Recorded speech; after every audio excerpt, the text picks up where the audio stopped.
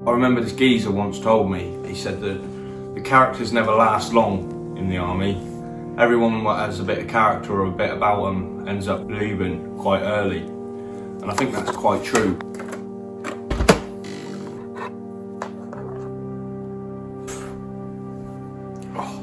So good morning, afternoon, evening, whenever you're sort of watching this really. Unfortunately, this is going to be the last of the British Army Life series. This is British Army Life 4.0. This will be my last week in the army, so I've taken a sort of a different approach to this video, whereas in previous ones I tried to make them quite cinematic, and I've made them sort of really represent what it's like to actually be on the gun line. I haven't gone into too much detail with regards to what happens on camp, all that sort of stuff, because I'm not really interested in it, to be honest. I really enjoy my job role that I've done. It's a really good job role. Reasons why I'm leaving is there's a fucking very long list as to why I'm leaving. Everyone gets to a point of it in their career. I just hit it fucking extremely early. But this is going to be my final week in the British Army. I'm going to show you, not walk through, talk through, but just sort of like what it's like.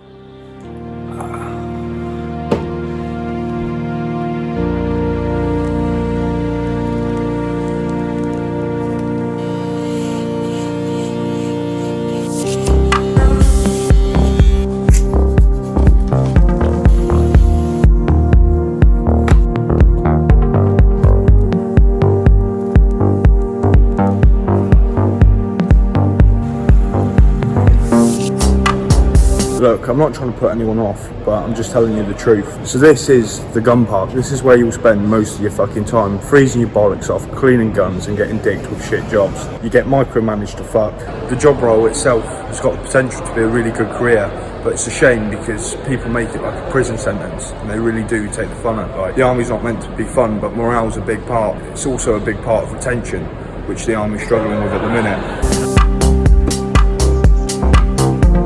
The reason why I'm sort of making this video is it's sort of information they don't tell you in the careers office. You're not really going to find information like this anywhere else, I personally don't think. And I would like to have known this stuff before joining, and I think it's quite informative and also quite interesting. But this is what I found in my sort of personal experience within my time of being in the army. I can't speak for the wider army. I can only speak for the Royal Artillery and what I've seen and what I've sort of experienced. So I think one of the most important things is that you've got to remember is that you're working for a government organisation.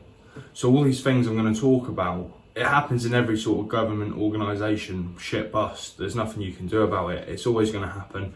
And it's something that will probably never be stopped. But it's just a real shame because the army's got such a great potential to be a really good career.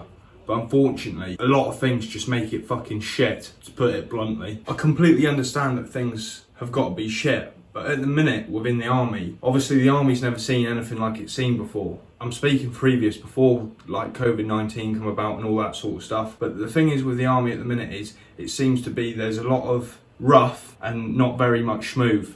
There's very little job satisfaction. This time that the army's in at the minute is we're at peacetime, which is not a bad thing at all. Being in peacetime's completely fine. But the only problem that creates is there's a lot of toxic leadership. People become very selfish and they only really care about their careers. They don't care about the lads. They don't care about morale. All they care about is themselves. They don't care who they fuck over or what they have to do to get to that next rank. They don't care about fucking you about. All they care about is their career. And it's a shame really, because the army shouldn't be like that. You should be able to trust everybody that works around you. You should have that trust. But at the minute, it's really lacking that bond, that cohesion. And I don't know if that's just the artillery or it's the wider army. Within the Royal Artillery, there's a big problem. And people are scared to speak out because they're scared of talking to rank. Because the problem is when you speak out and go against the grain, so to speak, you get labelled as a gobshite or a cunt. The thing is, once you get these labels, it's hard to get rid of them. Because at the end of the day, like I said before, you're working for a government organisation, so your career is dictated by other people. How successful that is, what sort of courses you get to go on. So all that sort of stuff is dictated by the people in these positions of power. And the thing is, that makes people scared, because it makes people scared to speak out and speak the truth and express how people are feeling, because you can guarantee, right, everybody's feeling the same and thinking the same, but literally the odd 2 people out of a group of 10 will speak out and express how they feel. Everybody else is thinking it, but they don't have the bollocks to say it, and they'll get labelled as gobshites. And this brings me on to how that sort of mentality and that sort of mindset of being scared to speak out creates yes men. And these yes men are very dangerous. They don't care about anyone else but impressing their boss. So again, this is where the cohesion and also the trust is extremely lacking, because you have people that only care about their careers. They don't care about the person next to them who one day on operational tours will be next to them fighting. Do you know what I mean? So this sort of time we're in is not really breeding good character and good leaders. Because the thing is, you've got gunners and private soldiers, junior ranks, speaking out, expressing how they feel because it's not fucking right. And then you've got the people that are meant to be speaking out, like the people with rank, that don't say anything because it makes their careers harder. It's breeding yes men. Yes men are dangerous. The thing is, you can say what you want about me watching this YouTube video, but there's so many people I've met in my career that absolutely hate it, are absolutely miserable, that are fed up with it. But instead of doing something actually about it, they'll just spread that negative, toxic mindset to everyone else, instead of taking action and actually fucking having a pair of bollocks and doing something about it. But I feel like I'm ranting on too much about it. They're just some points that I've made and I've come across in my sort of time and experience. By the time you're watching this, I'll be a big fucking civvy. Do you know what I mean? So I feel like I joined the army 10 years too late. The army's not what it used to be. It's changing very fast. It changes every year. The pension shit, retention shit. There's no job satisfaction. There's no sort of incentive. You're not going to find this information in the careers office because they fucking want you there. I'm just expressing how I feel and my sort of experience, but yeah. Faggot, let's roll. It's like I'm waiting, like I'm watching you fall out. Dreams where I'm fading.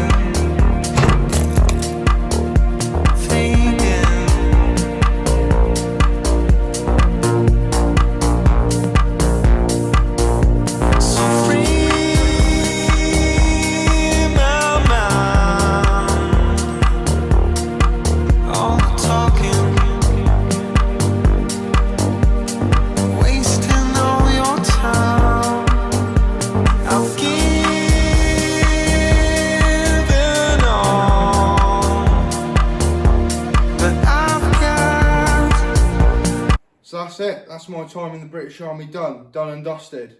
So it's on to whatever I decide to do next. The thing is with the army, it's probably been the best and the worst 4 years of my life. And if someone asked me to go and do it all over again, 125,000,000% say yeah.